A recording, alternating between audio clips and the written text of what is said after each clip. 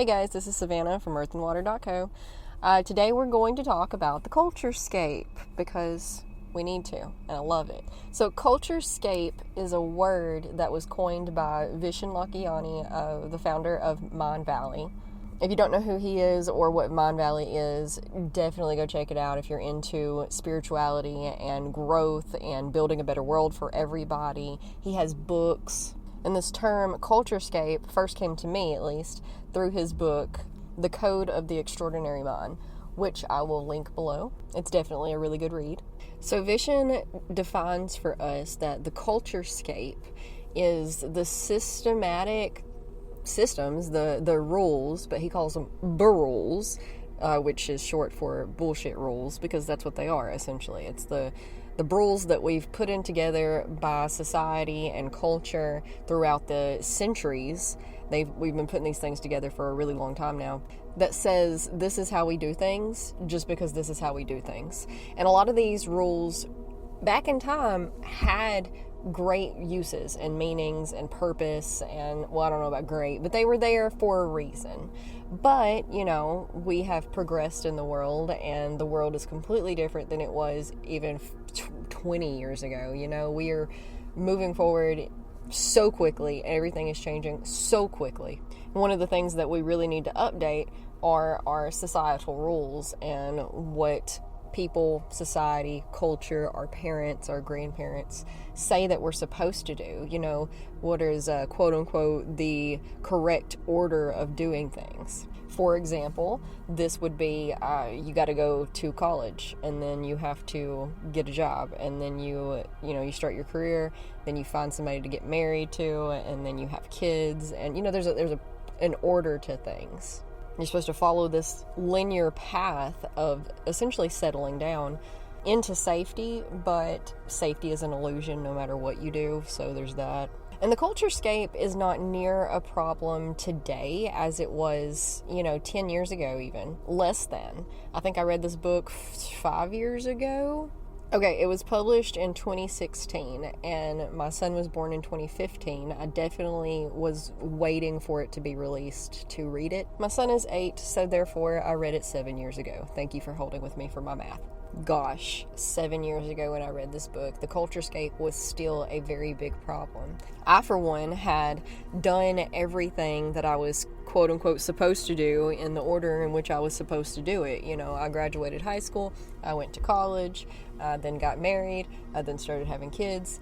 Had I not had the pressures of the Culture-scape on my back staring down at me, I definitely would not have done things in those types of orders. And sometimes I get a little upset about that, thinking about it. I try not to hang on to what could have been, what should have been, how things turned out, and having like remorse and whatnot. But sometimes I do sit around and think about how if I had just done what I wanted to do in the first place, instead of trying to jump through all of these hoops to make my family happy and culture and society happy, which, is a trap in and of itself. You cannot make culture and society happy. I would be a lot further progressed in my life and career if I had just done things the way I wanted to from the get-go. And I think a lot of us are in that same boat. How many of us went to college because we were expected to and we didn't have an option but to do so? I mean, of course, there's always an option, but the option is either do what you're supposed to do or make everyone very angry with you. For no other reason than that's just the way you do things, Savannah. Because that's what earmarks the Culture-scape rules, is that people can't really give you a reason to why they're there anymore and why they make sense anymore. That when you start questioning them, people just tell you, that's just the way things are. Or that's just how we've always done it. Or that's just what it's expected.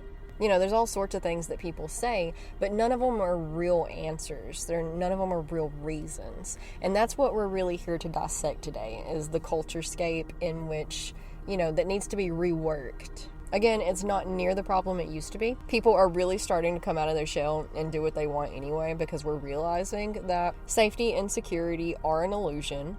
Literally nothing you can do can guarantee your safety and security and stability. Sure, there's things that we can do to stack the odds in our favor, but most of those things are still pretty relative to the individual.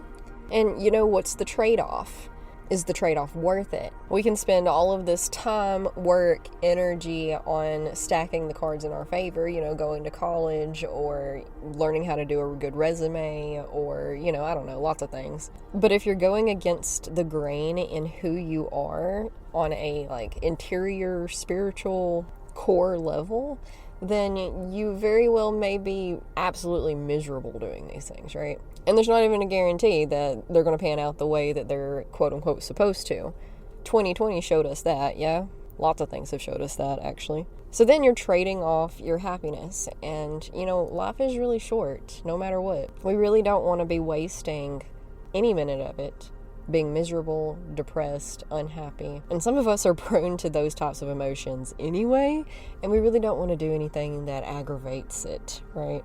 Really, the goal should be, how happy can we be? How happy can we make ourselves? But I don't mean falling into the dopamine trap, okay? Because that's important to realize. Sometimes we think things make us happy, but it's really just the dopamine talking. These things are more short-term. We're looking for long-term, consistent happiness. What makes you incredibly happy over a long amount of time. It's not shopping. It's not acquiring new things. It's not sex or substances. We're always looking for these short-term triggers when really what we're looking for long-term fulfillment is self-love, relationships, healthy relationships, not just of the sexual nature, okay? We have put too much emphasis on sexual relationships in our culture, okay? There's this culture-scape thing that you need to escape, that we all need to escape. We have almost completely lost the beauty of platonic relationships, okay? It's so frustrating. I could probably do a whole episode on this and people's jealousy and how I see it all over the place. And how if you're in a relationship, that means you're not allowed to have any friends of the opposite sex. That's just, oh my gosh. Anyway, backing up.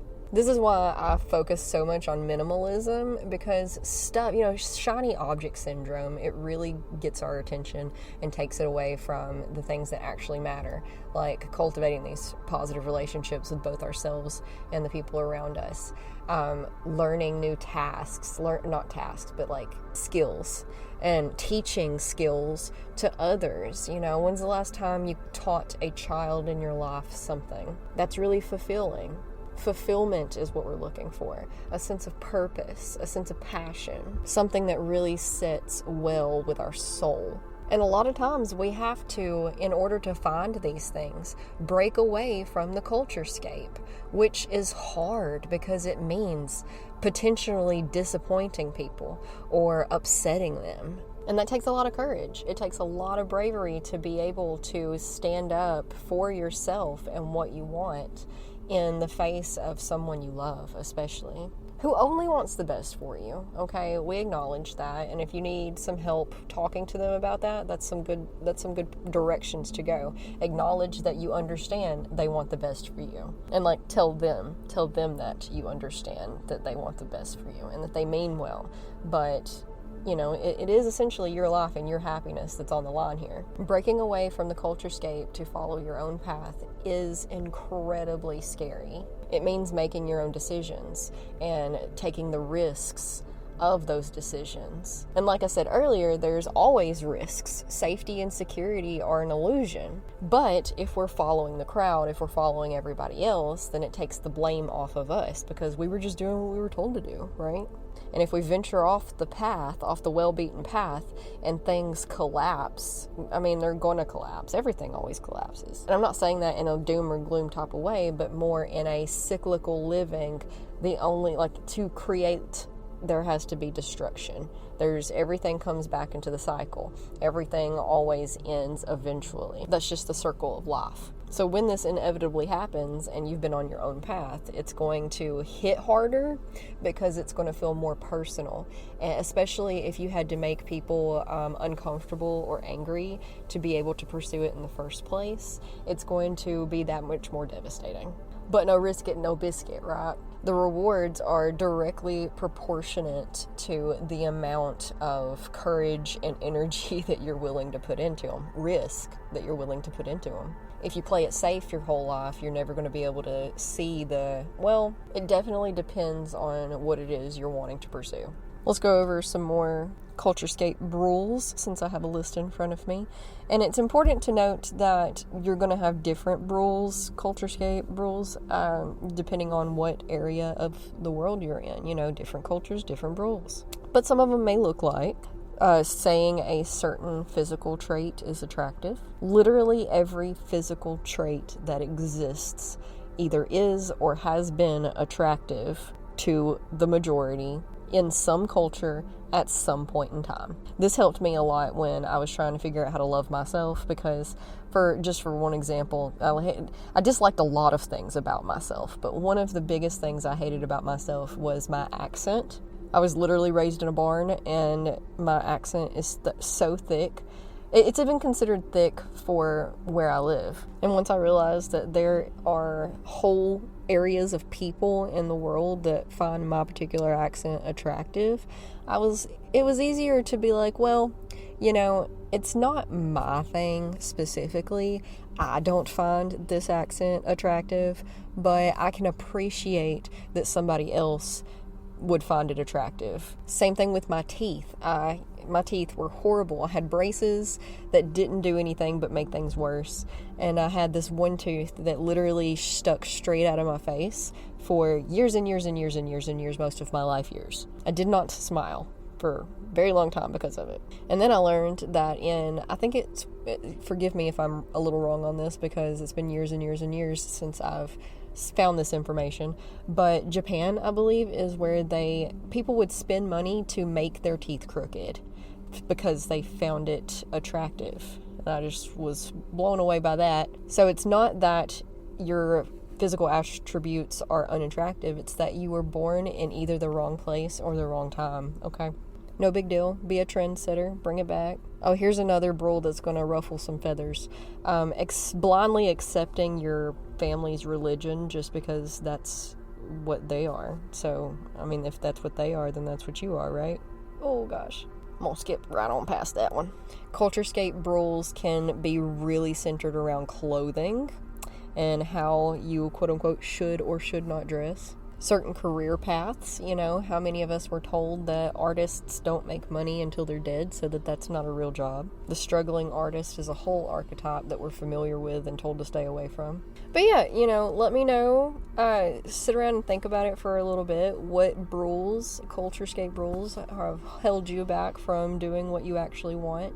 If nobody thought a thing or cared or whatever, what would you have done instead? What would you do moving forward now? If you felt completely 1000% free to do and choose and be however you really wanted to be, completely free of any consequences at all whatsoever, what would that look like?